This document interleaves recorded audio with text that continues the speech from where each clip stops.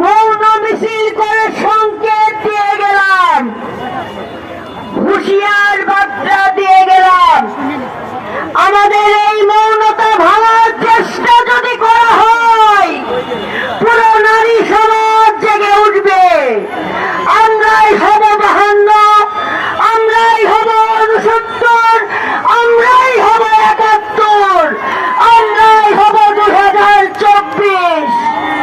সংগ্রামী বোনেরা, এ পর্যায়ে বক্তব্য নিয়ে আসছে আজকের এই মৌন সভা এবং মৌন মিছিলের সংগ্রামী প্রধান অতিথি, বাংলাদেশ জাতীয়তাবাদী দল জাতীয় স্থায়ী কমিটির সম্মানিত সদস্য, বারবার নির্যাতিত নেতা, গুম হয়ে যাওয়া নেতা, আবার গণতন্ত্র পুনরুদ্ধারের এক অগ্রনায়ক, আমাদের শ্রদ্ধেয় নেতা, সাবেক সংসদ সদস্য, সাবেক মন্ত্রী, আগামী দিনের বাংলাদেশ, জনাব সালাউদ্দিন আহমেদ।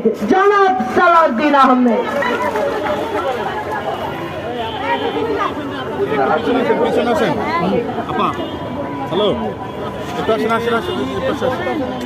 আজকে নারী নির্যাতন এবং নারী অধিকার প্রতিষ্ঠা, নারীদের এই প্রতিবাদ মৌন মিছিলের সংগ্রামী সভাপতি শ্রদ্ধেয় আপা সেলিমা রহমান, উপস্থিত সকল নেতৃবৃন্দ, ভাই ও বোনেরা, মা বোনেরা, সাংবাদিক বন্ধুগণ, আসসালামু আলাইকুম রহমতুল্লাহ।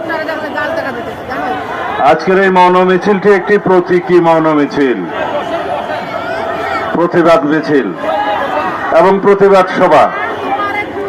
এখানে যারা আছেন তারা প্রতিনিধিত্ব করছে 1971 সালে যারা রণাঙ্গনে যুদ্ধ করেছেন, যারা নির্যাতিত হয়েছেন, যারা বীরাঙ্গনা হয়েছেন, তাদের সেই